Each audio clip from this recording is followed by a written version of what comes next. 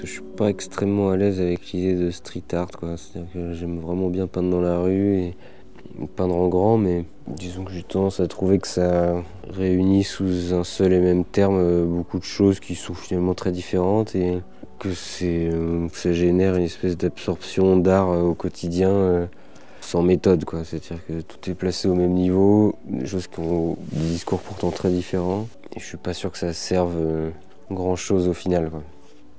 J'aime bien quand les choses peintes dans la rue sont pas de l'ordre du décor, en tout cas. Dès les premières fois où j'ai commencé à aborder un peu la couleur, essayer de représenter des ciels orageux mais avec des lumières perçantes, où les bâtiments par exemple avaient un aspect très orangé, où le ciel lui-même était très gris, bleu. J'aime bien quand les choses sont baignées d'une lumière qui filtre un peu comme ça.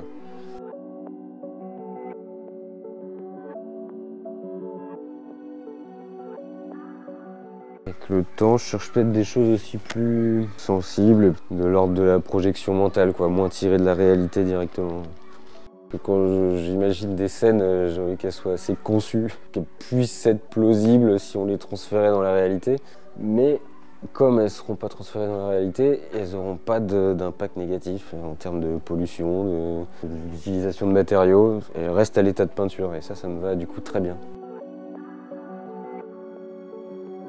Si ce que je peins, ça doit parler de quelque chose, c'est d'un certain rapport au matériel, à la fois une espèce de dépendance et l'envie un peu de s'en libérer, une envie d'espace dégagé que je mets en confrontation avec une profusion de choses qui me semble être une certaine pollution.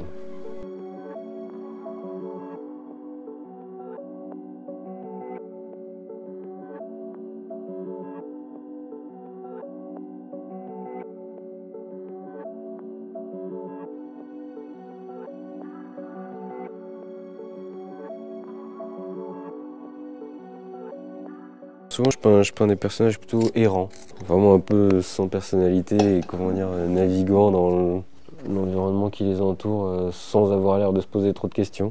Parce que c'est vrai que ce côté d'être un peu dépassé par le monde qui nous entoure, par du coup comment il se traduit physiquement, donc par l'architecture, par les objets, l'industrie, c'est quelque chose qui m'intéresse.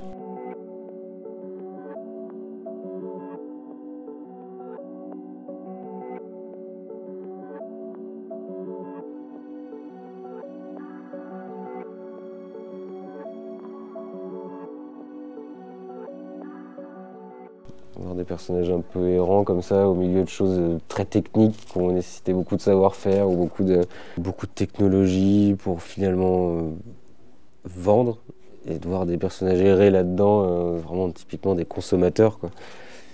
Donc ça les rend assez peu généreux en émotion, quoi, puisqu'ils sont juste consommateurs, juste ils se déplacent pour aller d'un point A à un point B pour obtenir ce qu'ils ont vu sur la brochure, quoi.